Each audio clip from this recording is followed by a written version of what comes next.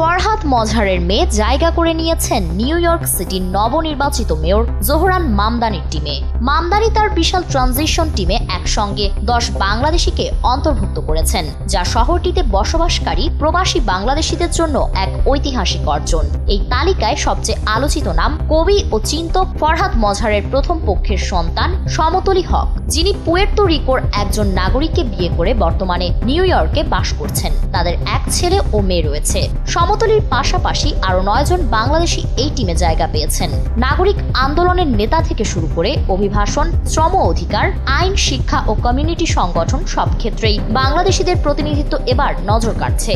মামদানির 400 সদস্যের এই transition team new York সিটির আগামী দিনের নীতি নির্ধারণে গুরুত্বপূর্ণ ভূমিকা রাখবে, আর সেখানে জায়গা করে নিয়েছেন 10 বাংলাদেশি।